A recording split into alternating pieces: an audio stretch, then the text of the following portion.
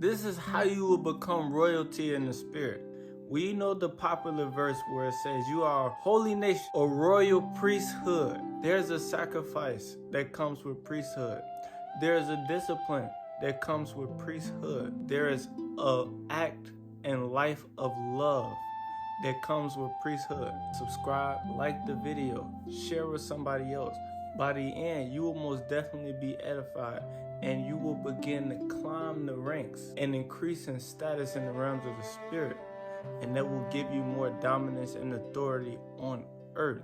God is explaining the purpose of the tribe of Levi. They were the priests. He said at that time, the Lord set apart the tribe of Levi to carry the ark of the covenant of the Lord. The first thing when God wants you to become royal in Him and completely transform your life on earth is He sets you apart. That is a call to consecration. That is a call to prayer. Many people are not royal in the spirit, and their life remains the same on earth because they don't spend enough time in prayer, or they don't even pray at all. Being set apart will cause you to naturally be able to do the next thing He said about them, which is to carry the ark of the covenant of the Lord. Anywhere the ark of the covenant was, it was believed that the presence of God was there. When you set yourself apart and you remain in Him, you will learn to carry His presence everywhere. That's when you exemplify the person of who Jesus said that you should be when He said that men are always to pray, and that you should pray without ceasing. It is not that you should be on your knees 24 hours every single day, but it's after you've gotten off of your knees for some time. Sometimes those hours look longer than others. After you've gotten off of your knees for some time, your mind stays on Jesus. Everywhere you go, you remain conscious that the Lord can speak to you at any time. You're constantly depending on Him. You're constantly serving Him in the spirit through staying focused on Him. So you never stop praying, even when you stop praying. And so you never faint. He said to stand before the Lord, to minister to Him, and to even prove my point further on staying in His presence, being consecrated, being set apart, carrying His presence everywhere. To stand in the Hebrew, it means to remain. If you remain somewhere, it's somewhere that you don't leave. You stay. If you want God to count you as royalty, stand in His presence. You don't leave the presence of God. You live there. What the devil is doing on the outside and cannot move you, it cannot shake your spirit.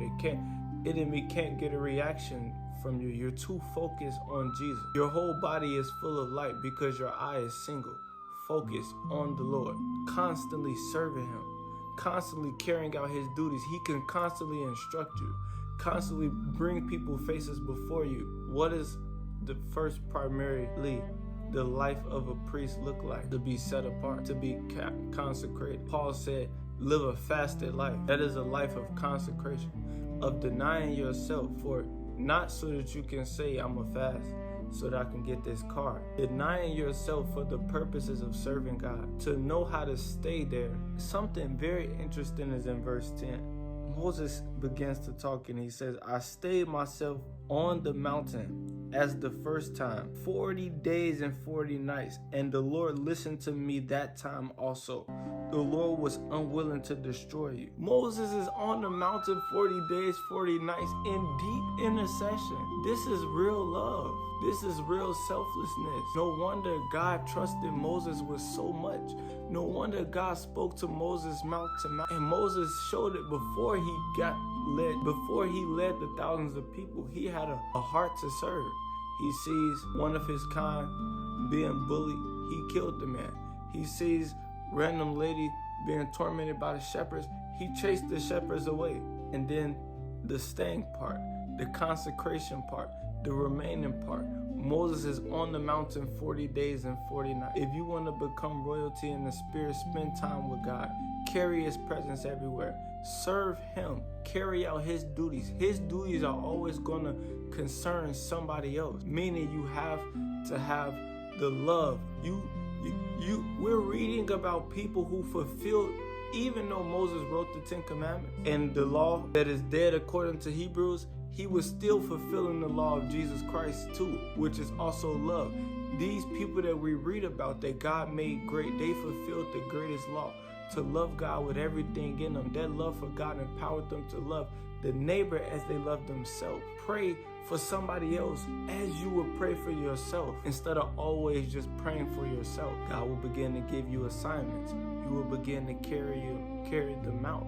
God will take you to the next level, give you greater assignments. You will carry them out, and you will continue to rank up and rank up and rank up and rank up, and one day you'll look up and you're royal, and you're royal. All the angels know your name. There is one more thing that is major. You have to be so willing to serve, so dedicated to the call of God, so dedicated to seeing other people saved, seeing other people experiencing God, seeing other people blessed, favored, and delivered, that you're willing to offer sacrifices on behalf of others. That is another role of a priest. You're willing to fast for other people, sacrifice your body.